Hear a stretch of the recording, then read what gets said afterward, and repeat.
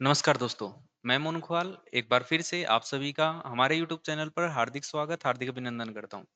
तो देखिएगा दोस्तों, हमने इंडियन पॉलिटी स्टार्ट की थी, जिसका भारतीय राज्य व्यवस्था, जिसके अंदर हम पढ़ रहे थे दोस्तों क्या? Constitutional development of India. ठीक है दोस्तों, तो इसमें हम 3 वीडियोज़ कर चुके हैं, डिस्क्रिप्शन में नीचे आपको लिंक मिल जाएगा। दोस्तों इम्पोर्टेंट किस-किस चीज़ के लिए है तो देखिए यूपीएससी, एचसीएस, आप यूजीसी नेट का एग्ज़ाम दे रहे हो, आप असिस्टेंट प्रोफेसर का एग्ज़ाम दे रहे हो। इसके अलावा दोस्तों आप सीईटी दे रहे हो, एस्टेट दे रहे हो, डीएसएस भी दे रहे हो, जहाँ भी आपकी पॉलिटिकल साइंस आती है दोस्तों, ये सारे के सारे एग्ज़ाम के अंदर आपको हेल्प करेगा, ठीक है? जितने भी आप पढ़ रहे हो ये सारे के सारे क्वेश्चन आपके एग्ज़ाम के रहेंगे। आप हमें इंस्टाग्राम पे फॉलो कर सकते हो दोस्तों, ये हमारी आईडी है इंस्टाग्राम दोस्तों, जहाँ पे आप हमें फॉलो कर सकते हो। इसके अलावा दोस्तों एक चीज़ और ध्यान रखनी है, वीडियो अच्छी लग रही है, लग रहा है कि हाँ कंटेंट हमें समझ आ रहा है, वीडियो को लाइक ज़रूर कीजिए, शेयर कीजिए और फ्रेंड किस भी बताइए इसके बारे में। ठीक है दोस्तों? तो करते हैं देखिए आइएगा शुरुआत बहुत अच्छे तरीके से, जो आपका फर्स्ट क्वेश्चन है पढ़िएगा।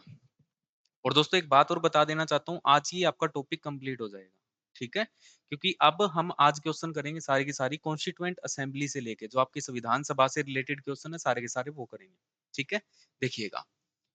Who was the first nominated deputy chairman of the Constituent Assembly? संविधान सभा के प्रथम मनोनीत उपाध्यक्ष कौन थे? दोस्तों जब हम बात करें हमारी फर्स्ट कॉन्स्टिट्यूएंट असेंबली की मीटिंग कब होती है तो आप कहोगे 9 दिसंबर 1900 9 दिसंबर को हमारी मीटिंग होती है। ठीक है दोस्तों, सबसे पहली मीटिंग 9 दिसंबर को। इसमें जो टेम्परेरी यदि मैं बात करूं चेयरमैन की तो आप कहोगे डॉक्टर सच्चिदानंद सिन्हा जी को बनाया गया और उन्हीं ने ही टेम्परेरी जो इसका डिप्टी चेयरमैन है दोस्तों उसको नॉमिनेट किया था, जिसका नाम क्या है दोस्तों तो जिसका नाम है फ्रैंक एंथनी। इंपॉर्टेंट बात है दोस्तों ये क्यों? क्योंकि ये व्यक्ति है वो बहुत ज्यादा इंपॉर्टेंट व्यक्ति है। कारण क्या है देखिए, यदि मैं बात करूं तो इसमें साफ साफ बात आपको लिखी हुई नजर आएगी क्या, तो देखिएगा the first nominated deputy chairman और vice chairman of constituent assembly पोज कौन था, तो आप कहोगे कौन था? Frank Anthony. फ्रैंक एंथनी को नॉमिनेट किया था किसने, तो यहाँ पे साफ साफ लिख रखा है किसने? सच्चिदानंद सिन्हा। कौन थे सच्चिदानंद सिन्हा? तो आप एक बात कहोगे कॉन्स्टिट्यूएंट असेंबली के चेयरमैन, इन्होंने नॉमिनेट किया था दोस्तों। अब इनके बारे में जब हम बात करते हैं तो इनके बारे में ये कहा जाता है ये क्या थे, तो फ्रैंक एंथनी है ये क्या थे, he was a prominent politician and Anglo Indian community. बात ध्यान रखनी है ये एक राजनेता भी थे और दूसरी बात क्या थी दोस्तों ये एक एंग्लो इंडियन। ठीक है दोस्तों, और इनके बारे में कहा जाता है कि इन्होंने जो लोकसभा होती है, लोकसभा में 2 सीट आपको भी पता है प्रेसिडेंट के द्वारा अपॉइंट किए जाते थे जो अब खत्म कर दिए गए हैं। तो सबसे पहली बार जो बात करें उसमें एंग्लो इंडियन कम्युनिटी में हासिल करने में इनकी महत्वपूर्ण भूमिका रही है। ठीक है, बात ध्यान रखनी है, क्या क्या ध्यान रखनी है? सबसे पहले व्यक्ति है कौन? वाइस डिप्टी चेयरमैन किस चीज के? कॉन्स्टिट्यूएंट असेंबली के। नाम क्या है? तो नाम है दोस्तों इनका फ्रैंक एंथनी। ठीक है, उम्मीद करता हूँ बातें सारी क्लियर है। पहली मीटिंग 9 दिसंबर 1946 को होती है, दूसरी 11 दिसंबर को, तीसरी 13 दिसंबर। ठीक है दोस्तों, इनके बारे में हम पहले भी बात कर चुके हैं सारी की सारी। पढ़ते हैं नेक्स्ट आगे। How many sessions of the Indian Constituent Assembly were held to make the Indian Constitution? क्या कह रहा है? भारतीय संविधान बनने के लिए भारतीय संविधान सभा के द्वारा कितने स्तर आयोजित किए गए? दोस्तों यहाँ पे आपको एक बात बहुत अच्छे से पता होनी चाहिए, कितने सेशन हुए थे, तो आप टोटल 12 सेशन यहाँ पे किए। यदि मैं दोस्तों बात करूँ 11th सेशन, 11th सेशन कब हुआ था? आपको 26 नवंबर 1949। इस दिन हमने क्या किया था दोस्तों? तो आपको इस दिन हमने कॉन्स्टिट्यूशन को एडॉप्ट किया था। दूसरी बात 12th सेशन की जब हम बात करते हैं दोस्तों तो कब हुआ था? आपको 24 जनवरी 1950 को। और इस दिन क्या किया था दोस्तों? कॉन्स्टिट्यूशन जो बना था उस पर साइन किए गए थे। तो ये आपको ध्यान रखना। टोटल कितने डेज चले थे तो 165 डेज ये काम चला। ठीक है दोस्तों, तो ये सारी बात मैंने आपको बता दी। 11वां कब हुआ? 26 नवंबर 1949 को। क्या किया था? कॉन्स्टिट्यूशन को हमने क्या किया था? एडोप्ट किया था दोस्तों। और जब मैं बात करूं 12th में, 24 जनवरी 1950 को इस दिन क्या किए गए थे? साइन किए गए थे। नेक्स्ट आगे बढ़ते हैं, देखिएगा इसमें साफ साफ बात लिख रखी है। कितने थे? तो आप कहोगे सर टोटल यहाँ पे कितने सेशन चले? 12। यदि मैं इसको बात करूं तो 2 साल 11 महीने 18 दिन में हमारा कंप्लीट कॉन्स्टिट्यूशन तैयार हुआ था। 11th सेशन की जब मैं बात करता हूं तो दोस्तों क्या हुआ था यहाँ पे? 26 नवंबर 1949 को किया गया। और इस सेशन में हमने क्या किया था दोस्तों? तो 11वें सेशन में हमने संविधान को क्या किया था? एडोप्ट। और जब मैं 12वें सेशन की बात करूं कब हुआ है, तो आप कहोगे 24 जनवरी 1950 को। और इस दिन दोस्तों हमने क्या किया था? इसके अंदर साइन करवाए थे। ठीक है दोस्तों, आगे बढ़िएगा। Next question, to the members of the constituent assembly which drafted the constitution of India. Bharat के संविधान का मसूदा ड्राफ्ट तैयार करने वाली संविधान सभा के सदस्यों के लिए इनमें से कौन सी बात सही है? ठीक है दोस्तों, यदि मैं संविधान सभा कॉन्स्टिट्यूएंट असेंबली की बात करूं तो दोस्तों हमें पता है ये 389 पर्सन यहाँ पे या फिर रिप्रेजेंटेटिव बनाए गए थे। और दोस्तों किस तरीके से बनाए थे? तो आपको पता है सारी की सारी बात। इनको अप्रत्यक्ष रूप से, ठीक है, इनडायरेक्ट तरीके से इनको अपॉइंट किया गया था। और दोस्तों प्रोविंस से भी, ब्रिटिश कमिश्नरी से भी और चीफ कमिश्नरी से, सबसे इनको लिया गया था। और हम सब जानते हैं कि डायरेक्ट ना होके क्या था? इनडायरेक्ट। बात यही है सारी की सारी। हम देखते हैं पहली क्या कह रहा है? Nominated by the British parliament.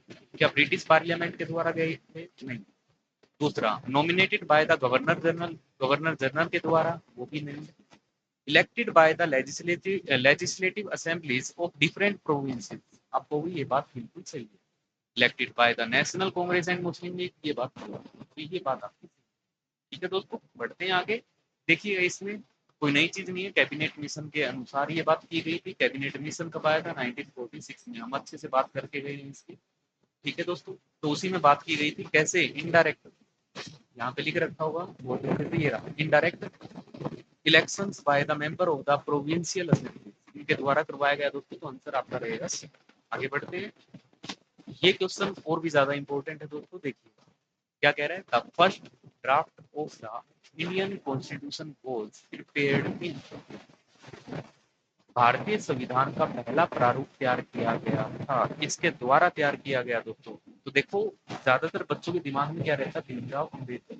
लेकिन लेकिन यहाँ पे बात ध्यान रखनी है, किसने प्रस्तुत किया था? तो बात आपको ध्यान रखनी है, भीमराव जी ने किया। ठीक है, इन्होंने यहाँ पे एक प्रारूप तैयार करके दिया था दोस्तों।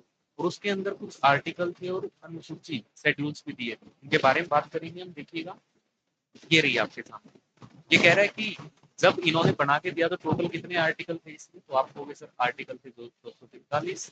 और यदि इसमें शेड्यूल अनुसूची की बात करूं तो कितनी थी? 13 अनुसूची बनाई थी। ठीक है दोस्तों, बट आगे लिखना है टू डिस्कस दिस ड्राफ्ट। इस ड्राफ्ट पे डिस्कस करने के लिए the drafting committee was formed by the constituent assembly. कहते इस ड्राफ्ट के ऊपर डिस्कशन करने के लिए बनाई गई थी क्या? आपकी ड्राफ्टिंग कमेटी। कब? 29 अगस्त 1947 को। और चेयरमैन किसको बनाया गया दोस्तों? भीमराव जी अम्बेडकर। दोस्तों इसमें भी बहुत ज्यादा हमें डिस्प्यूट देखने को मिलता है। भीमराव जी अम्बेडकर को यहाँ पे कॉन्स्टिट्यूएंट असेंबली का क्या बनाया गया था? अध्यक्ष। लेकिन जवाहरलाल नेहरू जी और ही व्यक्ति को चाहते थे। आइजन जेनिंग्स के नाम से एक व्यक्ति आएगा, उसको चाहते थे। लेकिन महात्मा गांधी जी ने इनको कहा कि नहीं, भीमराव जी अम्बेडकर बनेंगे। और भीमराव अम्बेडकर जी को क्या बनाया गया था? फिर यहाँ पे अध्यक्ष बनाया गया था।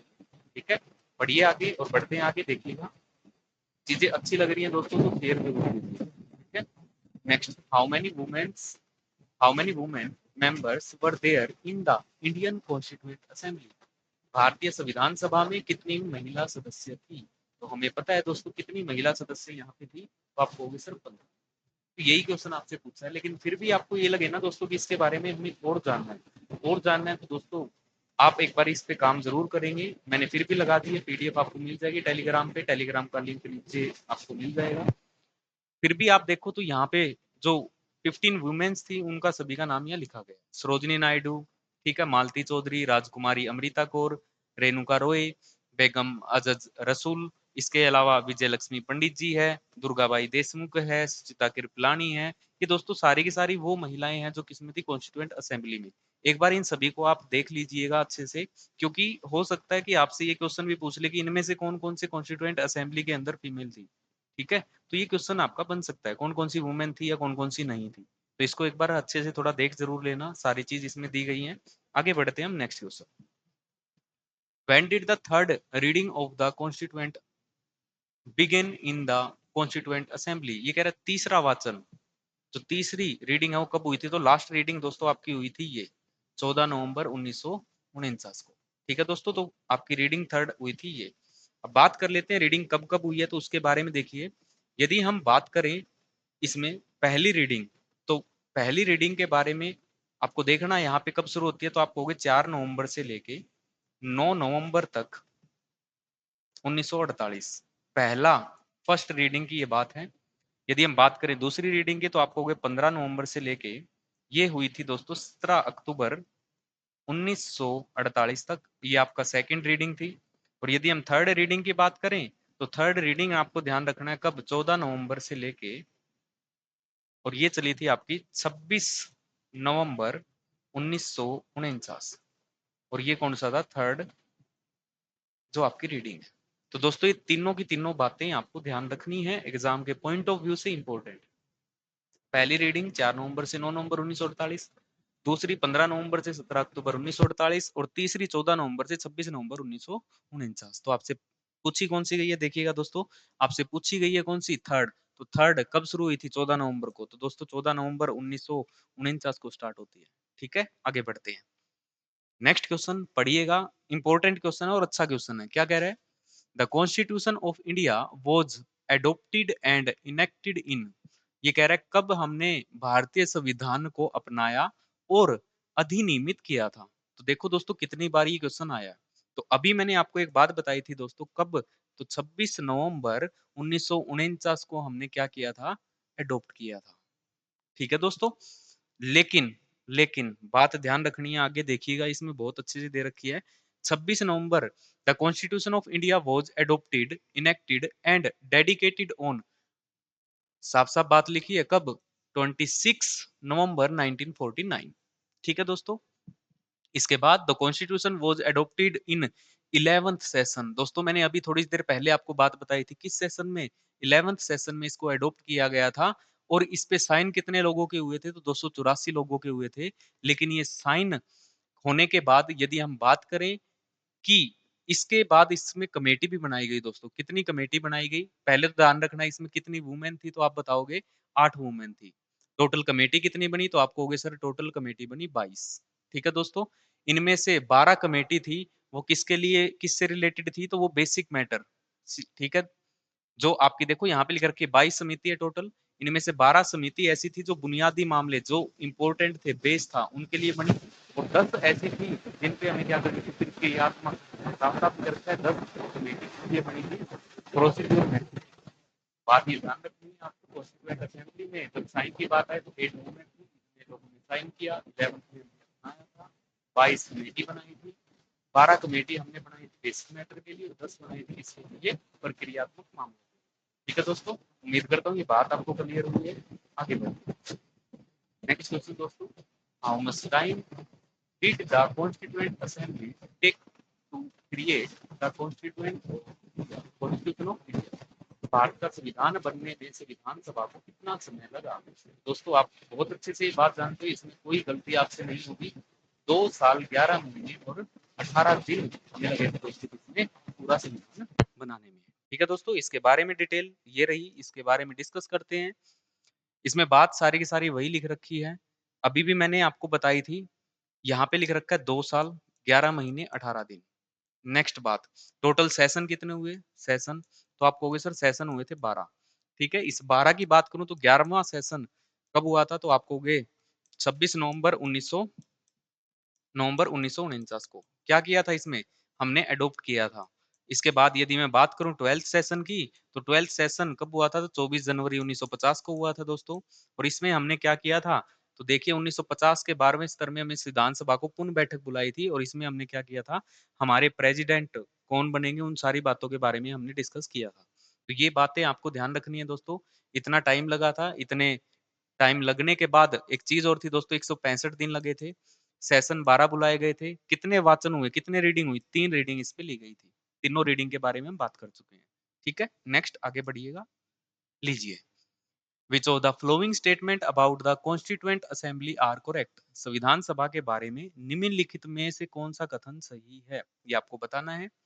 पहली चीज, it was based on adult franchises, यह वयस्क मताधिकार पर आधारित नहीं था, बात बिल्कुल सही है, क्योंकि साफ साफ बात बोल दी गई थी कि यहाँ पे जो इलेक्शन है ना दोस्तों, वो इनडायरेक्ट होगा, डायरेक्ट नहीं होगा। उसके पीछे कई कारण थे, लेकिन ये कहते हैं कि ये वयस्क मताधिकार पे था, तो बिल्कुल नहीं था। क्यों? क्योंकि इसके लिए एक व्यक्ति है जिनको आप जानते हो, मौलाना अबुल कलाम। उन्होंने साफ साफ एक बात कही थी कि भारत की जनता जो है आज भी उस टाइम पे, मतलब उस टाइम की बात कर रहा है कि आज इतनी शिक्षित नहीं है, पढ़े लिखे नहीं है, परिचित नहीं है इन चीजों से। तो इसीलिए किस सिस्टम किस तरीके की यूज की थी, अडल्ट नहीं थे वहां पे, सबको वोटिंग राइट नहीं था। ठीक है, तो उस टाइम पे ये चीजें थी। It was formed by the direct election, तो अभी बात बताइए आपको, डायरेक्ट इलेक्शन तो हुए ही नहीं थे, है ना। और इनमें से सही पूछ रहा है आपसे। इट वॉज अ, एक मिनट दोस्तों, इसका गठन प्रत्यक्ष चुनाव के द्वारा किया गया था, बात दूसरी गलत है। तीसरी पढ़ो, it was a multi party body, बिल्कुल है, यहाँ पे बहुत सारी पार्टियां हमें देखने को मिली थी। It work through various committee, बात ये भी सही है, तो मतलब दूसरा गलत है दोस्तों, बाकी सही है। दूसरा इसमें भी है, इसमें भी है, इसमें भी है, तो आंसर कौन सा हो गया आपका। ठीक है, बात करते हैं, देखिएगा। इसमें कुछ ज्यादा बात नहीं है, वही बात है जो मैंने आपको बताई थी, बस इसमें एक बात ध्यान रखनी है, पार्टी कौन कौन सी थी, तो हल्की सी पार्टी के बारे में देख लो, like Congress, Muslim League and Communist Party and Krishak Praja party, ये सारी की सारी पार्टीज थी जिन्होंने यहाँ पे काम किया था। लेकिन बात वही है जो आपने यहाँ डिस्कस की, ये 3 चीजें आपके दिमाग में होनी चाहिए। क्या? वैसे मताधिकार नहीं था, दूसरी बात क्या थी, यहाँ पे मल्टी पार्टियों ने रोल अदा किया था, और यहाँ पे कमेटीज बनाई गई थी दोस्तों। ठीक है, बढ़ते हैं आगे। Next question, which of the following statement about the constituent assembly is not correct. संविधान सभा के बारे में इनमें से कौन सी चीज है वो आपकी सही नहीं है। चलिए बात करते हैं, पहला पढ़ते हैं हम क्या ऑप्शन दिया है। It work with the help of large number of committees, बात सही है, ये एक लार्ज कमेटी बनाई गई थी इनमें। Of them the drafting committee was the most important, इनमें सबसे बड़ी समितियों की मदद पे काम किया गया और इनमें प्रारूप समिति सबसे महत्वपूर्ण थी, बात बिल्कुल सही है दोस्तों, गलत नहीं है। Next, minority communities such as Christian, Anglo Indians and Persia were given adequate representation, ईसाई, एंग्लो इंडियन, पारसी जैसे अल्प समुदायों को पर्याप्त प्रतिनिधित्व दिया गया, बात ये भी जायज है। आगे बढ़िएगा। It was elected on the basis of universal adult suffrage, इनका चुनाव सार्वभौमिक वयस्क का मताधिकार के आधार पर किया गया था दोस्तों, ये बात इसकी गलत है। अगली बात देखिएगा, it's election procedure was based on sixth schedule the act of 1935, very very important है दोस्तों कि जो ये इस टाइम पे इलेक्शन हुआ था किस बेस पे हुआ था, तो 1935 के सिक्स्थ शेड्यूल के ऊपर हुआ था। क्या बात कही गई, voting rights were restricted on the basis of, किस किस के बेस पे दोस्तों, ये बात सुनहरे अक्षरों में आपकी नोटबुक में लिख देना, किस किस पे, टैक्स, प्रॉपर्टी, एजुकेशन, क्वालिफिकेशन, जिन व्यक्तियों पर ये चीजें हैं उनको वोट राइट यहाँ पे दिया गया, किसके अकॉर्डिंग, सिक्स्थ शेड्यूल था, और किस चीज का था दोस्तों, तो आपको हो गया 1935 के एक्ट का। तो यहाँ पे आंसर, मैंने चीज को यही एक्सप्लेन कर दी है, बात सारी की सारी, ये चीज आपकी नोटबुक में जहां भी आपने 1935 का एक्ट लिखा वहां इन चीजों को जरूर लिखिएगा। ठीक है, बढ़ता हूं आगे। नेक्स्ट, ये बात हम पढ़ चुके हैं, एक मेंबर कितने पे था, 10 लाख जनसंख्या पे एक रिप्रेजेंटेटिव आता था दोस्तों, और ये सारी की सारी बातें हम कर चुके हैं। इनडायरेक्ट तरीके से आएंगे, किस तरीके से, वो सारी बात। Next question, the constituent assembly talk about postponed, postponed है भैया, पोस्टपोन्ड, पोस्टपोन्ड है, पोस्टपोन्डिंग लिख रखा है, पोस्टपोन्डिंग अडल्ट फ्रेंचाइजी फॉर 15 ईयर्स। ये कह रहा है संविधान सभा में वयस्क मताधिकार को 15 वर्ष तक स्थगित करने की बात कही। किसने कही थी? तो दोस्तों ये क्वेश्चन बहुत ज्यादा इंपॉर्टेंट है। तो ये कौन थे? मौलाना अबुल कलाम आजाद। इन्होंने ये बात कही थी दोस्तों कि जो वयस्क का मताधिकार है ना, इसको हम 15 साल तक आगे क्या करते हैं, पोस्टपोन करते हैं। इन्होंने कारण भी बताया दोस्तों, देखिए कारण जरूर सुनिएगा इसका। इन्होंने बहुत इंपॉर्टेंट बात कही कि बोला 15 वर्ष के लिए हम इसको क्या करते हैं, स्थगित करते हैं, पोस्टपोन करते हैं। कारण क्या बताया इसने कि क्योंकि यहाँ पे इस टाइम पे अधिकांश जो आबादी है, जो मैक्सिमम पॉपुलेशन है, वो क्या है, अशिक्षित है, इलिटरेट है दोस्तों। ठीक है। और क्या है दोस्तों, अपरिचित है, मतलब अनफेमिलियर है इन चीजों से। तो इसीलिए इन्होंने किस बात के बारे में कहा था कि 15 साल के लिए हम इस चीज को क्या कर देते हैं, पोस्टपोन। बात क्लियर हुई दोस्तों? आगे बढ़ते हैं, देखिएगा नेक्स्ट क्वेश्चन आपकी स्क्रीन पर ये रहा। पढ़िएगा क्या कह रहे हैं। It was decided to implement the constitution on 26 January because 26 जनवरी को संविधान लागू करने का फैसला इसलिए लिया गया क्योंकि, तो हम जानते हैं 26 जनवरी को क्यों किया गया। तो दोस्तों कांग्रेस ने सबसे पहली बार 26 जनवरी 1930 को पहली बार पूर्ण स्वतंत्रता दिवस मनाया, पहली बार। ठीक है, इंडिपेंडेंस डे मनाया गया कब? 26 जनवरी 1930 को। और दोस्तों इसके बाद ये रीत चली आई और कब मनाते रहे, 26 जनवरी 26 जनवरी 26 जनवरी। इसीलिए दोस्तों 26 जनवरी को ही क्या किया, 26 जनवरी को हमारे सब 26 जनवरी को। बात समझ में आई दोस्तों? लेकिन जब हम आजाद हो गए कब, 1947 में, तो 1947 के बाद दोस्तों जो इंडिपेंडेंस डे था ना दोस्तों, इंडिपेंडेंस डे वो कब मनाना शुरू कर दिया, 15 अगस्त। ये बात भी आपको ध्यान रखनी है। उससे पहले कब मनाते थे हम, 26 जनवरी को। लेकिन अब क्या मनाते हैं हम, 15 अगस्त को मनाते हैं। कब के बाद, 1947 में जब हम आजाद हुए तब से। ठीक है दोस्तों, ये बातें आपको ध्यान रखनी है। इसमें सारी बातें वही लिख रखी है जो मैंने आपको बताई, देखिएगा। 26 जनवरी को संविधान लागू करने का निर्णय इसलिए लिया गया, किस लिए, क्योंकि कांग्रेस ने इस तिथि को 1930 में स्वतंत्रता दिवस के रूप में मनाया था। और ज्ञात हो कि कांग्रेस ने लाहौर के सत्र, लाहौर में एक सेशन हुआ था दोस्तों 1929 में, उसमें इन्होंने पूर्ण स्वराज की बात की थी, पूर्ण स्वराज, कि हमें पूर्ण स्वराज चाहिए, डोमिनेंस स्टेट नहीं चाहिए, हमें क्या चाहिए, पूर्ण स्वराज। पूर्ण स्वराज मतलब हमें बिल्कुल आजादी चाहिए अब, इसकी घोषणा की। और 26 जनवरी को स्वतंत्रता दिवस के रूप में मनाने का संकल्प लिया था दोस्तों। आजादी मिलने तक 26 जनवरी को किसके रूप में मनाते थे हम, स्वतंत्रता दिवस। लेकिन दोस्तों यहाँ पे एक बात है, क्या कि 15 अगस्त को देश हमारा आजाद हुआ था, तो उसके बाद 1947 के बाद हमने क्या कर दिया, 15 अगस्त को हम क्या मनाने लगे, हमारा इंडिपेंडेंस डे। ये बात आपको ध्यान रखनी है। लेकिन उससे पहले कब मनाते थे आप, तो 26 जनवरी को मनाते थे दोस्तों। ठीक है, आगे बढ़िए। देखो दोस्तों, यदि आपको वीडियो हेल्पफुल लग रही है ना, तो देखो शेयर जरूर करना, लाइक जरूर करना। और कुछ नहीं मांग रही चीजें आपसे, सिर्फ एक ही चीज है, ताकि दूसरों का भी भला हो जाए। आप शेयर जरूर कीजिए और बताइएगा कि ऐसे ऐसे वहां पे ये चीज पढ़ाई जाए। ठीक है दोस्तों, next question. B R Ambedkar was elected to the constituent assembly. Bhimrao Ambedkar ji संविधान सभा के लिए चुने गए थे, कहाँ से दोस्तों, ये बात सीधी सी एक ही है, कहाँ से, फ्रॉम बॉम्बे प्रेसिडेंसी। कहाँ से चुने गए थे, बॉम्बे की प्रेसिडेंसी। और कहाँ पे, तो पुणे की सीट से चुने गए थे। लेकिन दोस्तों उससे पहले जब हम बात करें तो उस टाइम पे चुने गए थे बंगाल से, बंगाल से चुने गए थे। लेकिन जब बंगाल का विभाजन हुआ दोस्तों, तो वो हिस्सा कहाँ चला गया आपका, पाकिस्तान में, जो पूर्वी पाकिस्तान था, ईस्ट पाकिस्तान। अब दोस्तों इनको क्या करना था, कॉन्स्टिट्यूएंट असेंबली में लाने के लिए इनको कहीं ना कहीं से बनाना पड़ेगा। तो दोस्तों यहाँ पे पुणे से इनको बनाया गया। और इनके पहले यहाँ पे कौन था, तो एस आर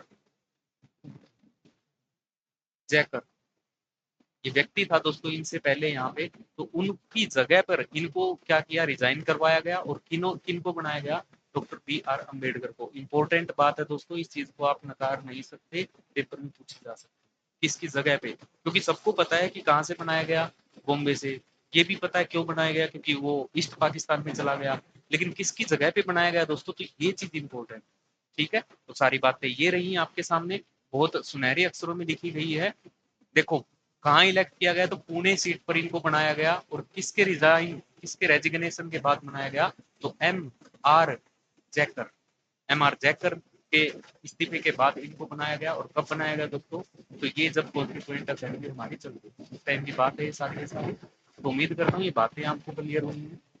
आगे बढ़ते हैं। ये कोटेशन आपको थोड़ा सा अच्छे से पढ़ना है, क्योंकि कोटेशन है वो इस व्यक्ति के बारे में भी हमें पढ़ना है जिसका नाम अभी यहाँ पे आएगा, इंपॉर्टेंट है। In their nationalist reaction the makers of the Indian constituent have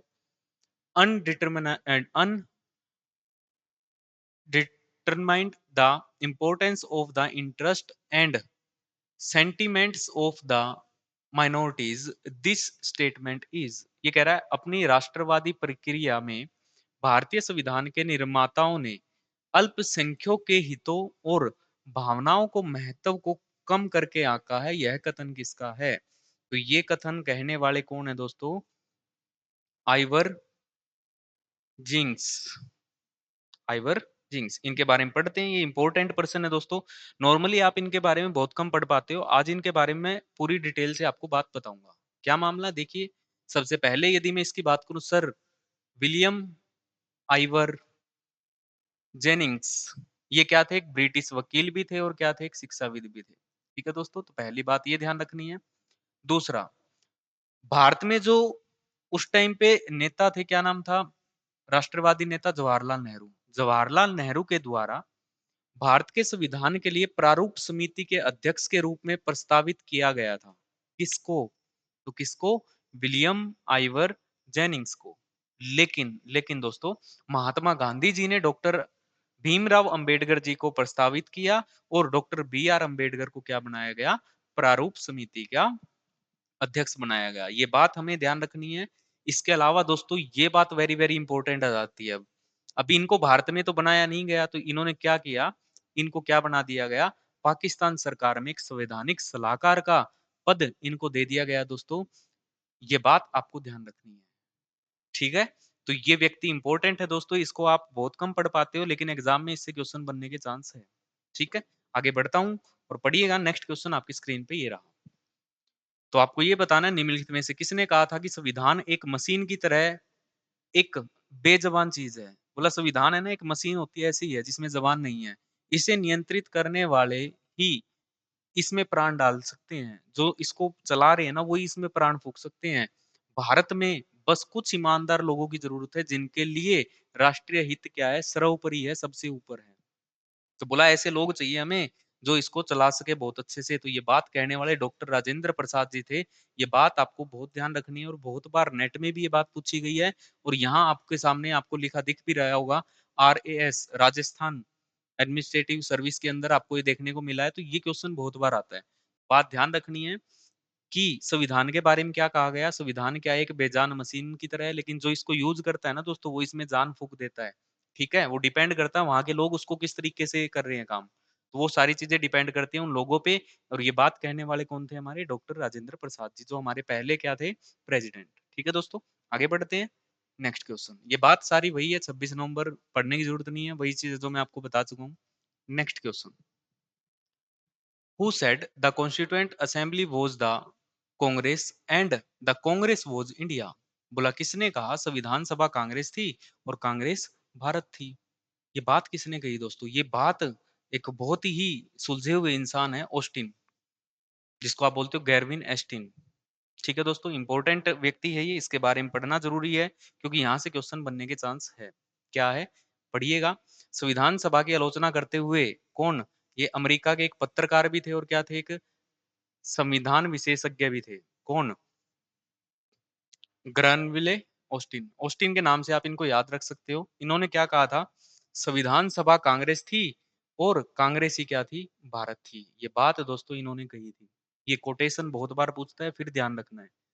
क्या कहता है? इनके इस कथन का उल्लेख एक पुस्तक में है दोस्तों, ये इनकी बुक है। बुक को आप याद रख सकते हो, क्या नाम है? The Indian constitution, कॉन्स्टिट्यूंस of nation. Next, इसी में इसने जिक्र किया था इस बात का। इन्होंने भारतीय संविधान को पहला और सबसे महत्वपूर्ण सामाजिक दस्तावेज भी बताया। तो बात इस व्यक्ति के बारे में ध्यान रखनी है। कौन थे? अमेरिका के व्यक्ति थे। क्या कहा? संविधान सभा कांग्रेस थी और कांग्रेस ही क्या थी, भारत थी। ये बात कहने वाले कौन थे, गोरविन ऑस्टिन। ठीक है जी। नेक्स्ट क्वेश्चन आपकी स्क्रीन पर ये रहा, इंपॉर्टेंट क्वेश्चन है दोस्तों ये भी। बहुत बार लोगों के मन में ये क्वेश्चन आता है लेकिन बात नहीं कर पाते, तो पढ़िएगा आज इसको, बात समझ में आएगी आपको।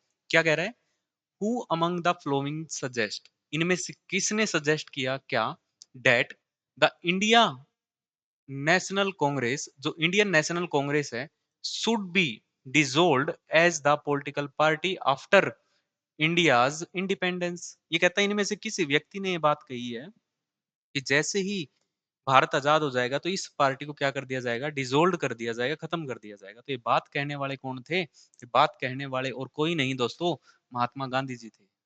ये बात आपको ध्यान रखनी है। महात्मा गांधी जी ने ये बात कही थी, जैसे ही भारत आजाद होगा तो हम क्या करेंगे, इस पार्टी को खत्म कर देंगे, कन्वर्ट कर देंगे। किसमें, एक ऐसी पार्टी बनाएंगे, सोशल पार्टी बनाएंगे जो लोगों के हित के लिए आवाज उठाए। ठीक है। लेकिन आप जानते हो यही पार्टी कितने साल आपके देश में राज करके गई है। ठीक है, इस पार्टी को खत्म नहीं किया गया दोस्तों। लेकिन इसके बारे में पढ़ते हैं, देखिएगा थोड़ा सा। महात्मा गांधी हैड सजेस्ट, उन्होंने सजेस्ट किया क्या, that the Indian National Congress should be dissolved as a political party. बोला जो राजनीतिक जो पार्टी है उसको खत्म करके इंडिपेंडेंस, कब, इंडिपेंडेंस के बाद इसको खत्म कर दिया जाएगा। 3 days before his assassination 27 January 1948। ठीक है दोस्तों, Mahatma Gandhi wrote a note, Mahatma Gandhi ने एक रोट दिया था, मतलब लिखा था, that the Congress in its present from his fulfilled its role. बोले कि जो उसका रोल था ना वो फुलफिल ये अब कर चुकी है इस तारीख तक, एंड इट शुड बी डिसोल्व्ड, इसको क्या कर देना चाहिए, हमें खत्म कर देना चाहिए, या फिर हम इसको क्या कर देंगे, कन्वर्ट कर देंगे किसमें, पब्लिक सर्विस यूनियन में। पब्लिक सर्विस, लोगों की भलाई के लिए एक यूनियन संघ बना के दे देंगे ताकि ये लोगों के लिए क्या काम करे, उनकी भलाई का। तो दोस्तों बात तो थी ये, लेकिन आप देखो किस तरीके से कांग्रेस सरकार कितने टाइम तक और पूर्ण बहुमत में राज कर गई, सिर्फ किस कारण से कि इन लोगों ने क्या किया था, आजादी की लड़ाई लड़ी थी। तो उन चीजों को बेस बना के कब तक ये चीजें चली है ना। लेकिन महात्मा गांधी जी ने इस बात के बारे में बहुत अच्छे से एक्सप्लेन किया, क्या किया था वो बात मैंने आपको सारी बता दी है। ठीक है दोस्तों, बढ़ते हैं आगे, देखिएगा। चलिए आज के क्वेश्चन पूरे होते हैं। तो दोस्तों यहाँ तक आपकी कॉन्स्टिट्यूएंट असेंबली है जो पूरी हो जाती है। इसके बाद नया टॉपिक आएगा, नए टॉपिक पे बात करेंगे, नए टॉपिक के क्वेश्चन करेंगे सारे के सारे, और इसी तरीके से बेहतरीन तरीके से हम पढ़ते जाएंगे। उम्मीद करता हूँ बातें समझ आ रही है। वीडियो को लाइक शेयर करना मत भूलिएगा। आज के लिए इतना ही। Thank you very much, have a nice day, bye bye and take care. मिलेंगे हम नेक्स्ट क्लास में। Thank you very much.